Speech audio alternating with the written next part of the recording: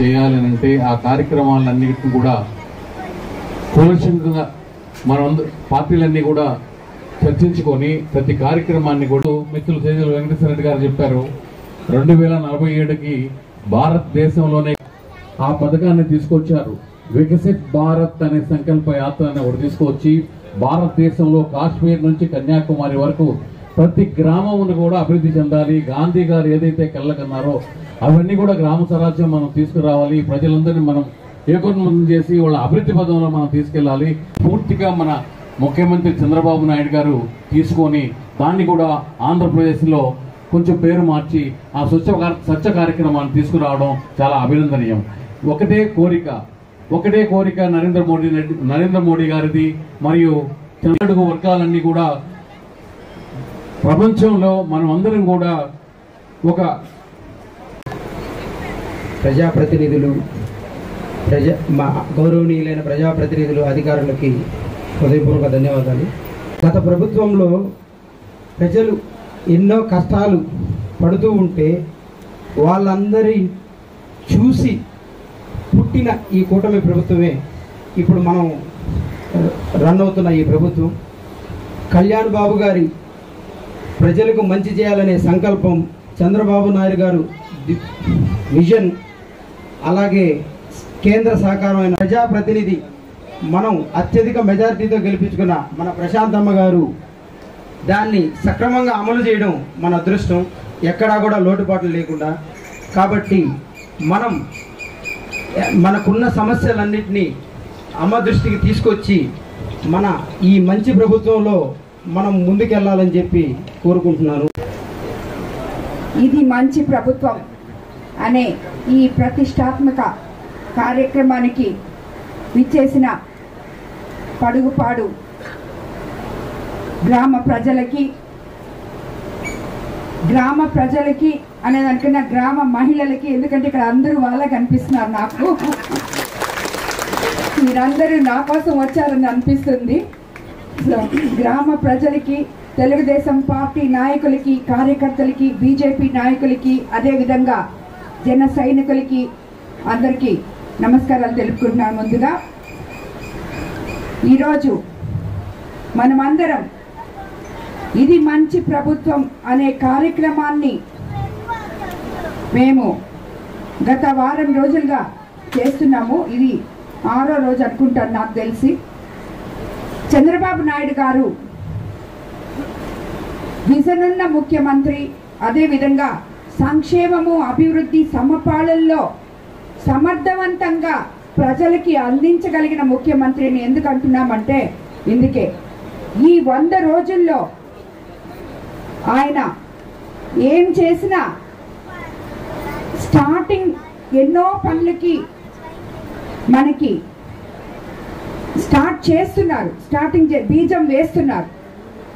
దానిని కూడా ఎందువల్ల మనము కంప్లీట్గా చేసుకోలేకపోతున్నామో అది పోయి మీరందరూ నాయకులు ఎమ్మెల్యేగా గెలిచి ఇంట్లో కూర్చోవడం కాదు, ప్రజల పార్టీకి ప్రజలను వదిలేయడం కాదు, ఎందుకు మనం లేట్ చేసుకుంటున్నామో, ఎందుకు తొందరగా చేస్తున్నామో, ఈ 100 రోజుల్లో మనం ఏం చేశామో ఇవన్నీ వివరించడానికి ప్రతి ఎమ్మెల్యేని ఇక్కడ ప్రతి మండలంలో ప్రతిరోజు మమ్మల్ని తిరిగి మీ బాగోగులు చూసి మేము చేసింది ఈ 100 రోజుల్లో ఏదైతే చేశామో, అధికారంలోకి రాగానే చంద్రబాబు నాయుడు గారు మెగా డిఎస్సి మీద సంతకం చేశారు మనకి చెప్పినట్టే. అదేవిధంగా మొదటి నెలలో అవ్వాతాతలకి 7,000 పెన్షన్ ఇచ్చారు, దివ్యాంగులకి 3,000 నుంచి 6,000 చేశారు. అదేవిధంగా మనకి రాబోయే రోజుల్లో ఇంకేం చేయబోతున్నారు, పంచాయతీల్లో ₹1 నిధులు లేకపోతే మనకి 15th ఫైనాన్స్ తరఫున కనీసం మనం చిన్న చిన్న పనులు చేసుకోవడానికి కూడా మనకి రూపాయి లేకుండా గత ప్రభుత్వం ఖాళీ ఖజానా ఇచ్చిపోతే 100 రోజుల్లో ఏం చేయాలి అని చెప్పి ప్లాన్ చేసి ముఖ్యమంత్రి గారు మీకు అందరికీ ఇప్పుడు ప్రతి పంచాయతీలో కనీసం మనం వర్షాకాలం వచ్చే లోపల సింటు తీసుకోవడానికి మనకి ₹4 ఇవ్వడం జరిగింది. సో ఇవన్నీ కూడా మమ్మల్ని వెళ్ళి అన్ని పనులు మీరందరూ ఎదురు చూస్తున్నారు. మేనిఫెస్టోలో మేము చెప్పిన ఇల్లు ఎక్కడా, రోడ్లు ఎక్కడా, డ్రైనేజ్లు ఎక్కడా? మేడం చెప్పారు ఉచితంగా గ్యాస్ సిలిండర్లు ఇస్తామని, అవి ఎక్కడా? ఇంకా రాలేదు, 3 నెలలు అయిపోయింది. మరి సంవత్సరానికి 3 ఇస్తానన్నారు కదా, ఆల్రెడీ 3 నెలలు అయిపోయింది, ఇంకెప్పుడు ఇస్తారు అని చెప్పి. సో ఇవి చెప్పడానికి మీరు ఎదురు చూస్తుంటారని ఆయనకి తెలుసు. కాబట్టి ప్రజల మనోభావాలు కలుపుకొని మీరెళ్ళి వాళ్ళకి వివరించి రాండి అని చెప్పి, మాకు ఇది మంచి ప్రభుత్వం అని చెప్పి మీ చేత చెప్పించమని మమ్మల్ని మీలోకి పంపించారు. కాబట్టి అది మీకు వివరించడానికే వచ్చాను. రేపు రాబోయే దీపావళి నుంచి మనకు మీకు చెప్పిన 3 సిలిండర్లు రాబోతున్నాయి. అదేవిధంగా నవంబర్ డిసెంబర్ నుంచి ఆర్టీసీ బస్సుల్లో ఏ అయితే చెప్పారో మనకి సూపర్ 6 అని చెప్పి, తప్పకుండా అవన్నీ మీ నమ్మకాన్ని వమ్ము చేయకుండా అవన్నీ కూడా మీ ముందుకు తీసుకొస్తారు. కాకపోతే మీ అందరికీ తెలుసు, మరి మా కోవూరు నియోజకవర్గ ప్రజలకి బాగా తెలుసు, ఎందుకంటే వాళ్ళు చాలా చైతన్యవంతులు. ఎందుకంటే పోయిన గత ప్రభుత్వం మనకి ఉన్న వనరులన్నీ దోచుకొని ఖాళీ ఖజానా ఇచ్చి వెళ్ళింది.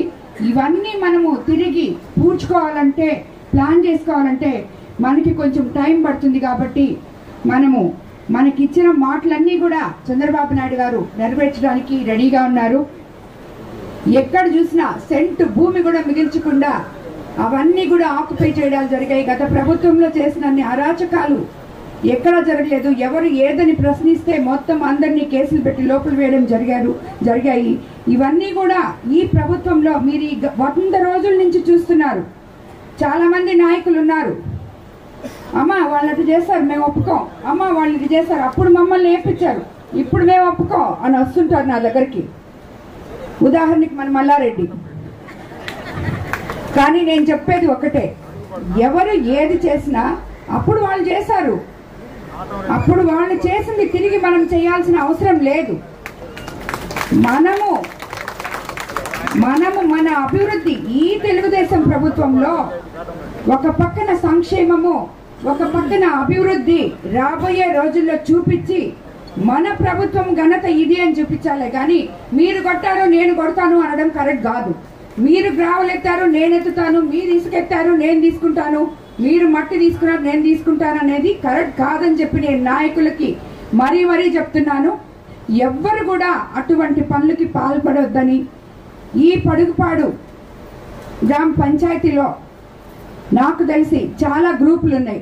అన్ని గ్రూపుల వాళ్ళకి ఒకటే చెప్తున్నాను, అందరి ధ్యేయం ఒకటే కావాలి. పడుగుపాడు పంచాయతీని అభివృద్ధి పదంలోకి తీసుకుపోవడానికి మనం ఏం చేయాలో కలిసి కట్టుగా మీరందరూ పనిచేయాలి. ఏ రకంగా అయితే మనం ఈరోజు ఎక్కడ కూడా ఐకమత్యం అనేది చాలా అవసరమైన విషయం. ఈరోజు మనం 161 సీట్తో గెలిచామంటే బీజేపీ, జనసేన, మనము తెలుగుదేశం అందరం ఐకమత్యంగా ఉన్నాం కాబట్టి ఈరోజు ఇదంతా సాధించగలిగాం. అదేవిధంగా మీరందరూ కూడా ఐకమత్యంగా ఉండి పడుగుపాడులో ఏం కావాలో ప్రతి ఒక్క నాయకుడు, ప్రతి ఒక్క పౌరుడు నా దగ్గరికి నేరుగా రావచ్చు, నా దగ్గరకు వచ్చి పని చేయించుకోవచ్చు. ఇక్కడ ఎవరైనా కానీ మీ మీద దౌర్జన్యం తలపెట్టినా, మీకు అన్యాయం తలపెట్టినా అది కూడా నాకు వచ్చి చెప్పుకోవచ్చు. ఎందుకంటే కోవూరు నియోజకవర్గ ప్రజలందరూ తెలుసుకోవాల్సింది ఒకటే, నేను ఎవరిని ఇన్ఛార్జీలుగా పెట్టినా, ఎవరిని నాయకులుగా ఎంకరేజ్ చేసినా, ఏ ప్రజలతో మాట్లాడినా, ఏదైనా సరే అది కోవూరు నియోజకవర్గ ప్రజల మంచి కోసం చేయడమే కానీ దానికి వేరే ఇది లేదు. ఎందుకు ఇన్ఛార్జీలు కూడా ఉన్నారంటే ఇక్కడ మీరందరూ సక్రమంగా కలిసిమెలిసి ఉంటే ఆ ఇన్ఛార్జీలు అవసరం లేదు. మీరే మండల నాయకులు, మీరే నాయకులు, గ్రామ నాయకులు అందరూ ఉన్నారు. కానీ ఎక్కడుంది? లేదు. దాన్ని సరి చేయడానికి కోసం అని చెప్పే ఇన్ఛార్జీలను పెట్టడం జరిగింది. కాబట్టి మీకందరికీ ఒకటే చెప్తున్నాను, ఎవరైనా సరే కోవూరు నియోజకవర్గం బాగుపడడానికి, బాగుండడానికి, గత ప్రభుత్వంలో జరిగిన అవకతవకలు, అన్యాయాలు తిరిగి జరగకుండా ఉండడానికి నా దగ్గరకు వచ్చి నాతో కలిసి మీరందరూ నడవండి. దానికి విరుద్ధంగా మాత్రం ఎవరు చేసుకోవద్దు. ఇప్పుడు ఈ 100 రోజుల్లో మనం ఇది మంచి ప్రభుత్వం అని చెప్పి చంద్రబాబు నాయుడు గారు మనకి ఎంత ఎట్ట చెప్తున్నారో ఇవన్నీ జరిగిన రోజు మనం అందరం ఇది మంచి ప్రభుత్వాన్ని ఇంకా గొప్పగా మనం అందరికీ చెప్పుకోగలం. కాబట్టి మీకు అందరికీ నేను తెలియజేసుకునేది ఒకటే, ఎవ్వరు కూడా వివాదరహిత కోవూరు నియోజకవర్గానికి, అవినీతి రహిత కోవూరు నియోజకవర్గానికి మీరందరూ నాతో కలిసి నడవాలని, నేను ఏ కార్యకర్తని కానీ, ఏ నాయకులు కానీ, 5 సంవత్సరాలు జెండా మోసిన ఏ నాయకుడిని, కార్యకర్తని విస్మరించే సమస్య లేదు. వాళ్ళందరూ నాకు ఎంతో గౌరవప్రదమైన వ్యక్తులు, గౌరవనీయమైన కార్యకర్తలు. కాబట్టి అది మర్చిపోబాకండి. గారు మనకి ప్రమాణ స్వీకారం చేయగానే అన్నిటికన్నా ముఖ్యమైనది ఇంకోటి కూడా చేసుకున్నాం. మన భూములను స్వాహా చేసే ల్యాండ్ టైటిలింగ్ యాక్ట్ రద్దు చేయించుకోగలిగాం. అదేవిధంగా మీకందరికీ తెలుసు, ఇందాకే చెప్పుకున్నాం, మనం పెన్షన్ని 1వ తేదీ కల్లా మీ ఇంటి దగ్గరకు వచ్చి అధికారులు నాయకులు కలిసి ఇస్తున్నాం. అది కూడా ఒక ప్రోగ్రాం. ఊర్లలో ఏమేమి జరుగుతుందో ఇప్పుడు నేను ఈ వారం రోజుల నుంచి మీతో ఎన్నో ఊర్లు మీ అందరితో, నాయకులతో, అధికారులతో కలిసి తిరిగేటప్పుడు ఏమి సమస్యలు ఉన్నాయో మీరన్నీ వచ్చి నాకు అర్జీలు ఇవ్వగలుగుతున్నారు. ఈ కార్యక్రమం అదేవిధంగా నేను పెన్షన్ 1వ తేదీ పోయి ఏ గ్రామాల్లో అధికారులతో కలిసి, నాయకులతో కలిసి పోయి ఇస్తున్నానో అక్కడ కూడా వాళ్ళ సమస్యలు వాళ్ళు తెలుపుకుంటున్నారు. అక్కడికే వీలైనంత వరకు వాటిని పరిష్కారం చేయడానికి చూస్తున్నాము. అలా చెయ్యలేక మిగిలిపోయిన సమస్యలు ఉంటే తిరిగి మీరు నా దగ్గర రావచ్చు, అవి చేయించుకోవచ్చు. అమ్మ మీరు మా ఊరికి వచ్చినప్పుడు నేను ఇచ్చాను అని చెప్పి మీరు చెప్పచ్చు, అవి కూడా మీరు చేయించుకోవచ్చు. అదేవిధంగా మీకు అందరికీ ఇంకోటి కూడా చెప్పాలి, నేను రాబోయే రోజుల్లో మనకి ఇంకా ఇప్పుడు జరిగింది 4 నెలలే, ఇంకా జరగాల్సింది ఎంతో ఉంది. ఈ అన్ని రోజుల్లో మనం అభివృద్ధిలో ఇళ్ల స్థలాలు కానీ, ఇళ్ళు కానీ, డ్రైనేజ్ సిస్టమ్ కానీ, సీసీ రోడ్లు కానీ అన్నీ తప్పకుండా మీకు ఇచ్చిన మాట ప్రకారం తప్పకుండా నెరవేర్చుకుంటామని చెప్పి కూడా మీకు అందరికీ తెలియజేసుకుంటున్నాను. కాబట్టి ఇది మంచి ప్రభుత్వమా కాదా మీరు చెప్పాలి. ఇప్పుడు మొన్న చూశారు విజయవాడలో ముఖ్యమంత్రి గారు 74 సంవత్సరాలకి ప్రజల కన్నీళ్లు తుడవడానికి ఏ విధంగా ఆయన కష్టపడ్డారు. 10 రోజులు బస్సులో ఉండి అహర్నిశలు వాళ్ళ కోసం కష్టపడ్డారు. మంచి ప్రభుత్వంలో ఉన్నాము మనమందరము. ఆయనతో కలిసి అటువంటి ముఖ్యమంత్రితో, ప్రజల మంచి గురించి ఆలోచించే ముఖ్యమంత్రితో కలిసి మనం పనిచేయడం మన అదృష్టంగా భావిస్తున్నామని చెప్పి, దానికి నేను కూడా చంద్రబాబు నాయుడు గారితో కలిసి మీకందరికీ మంచి ప్రభుత్వం అందించడానికి మీ ముందుకు వచ్చాను. మీరందరూ నాతో కలిసి నడవాలని మిమ్మల్ని అందరినీ కోరుకుంటూ ధన్యవాదాలు తెలుపుకుంటున్నాను.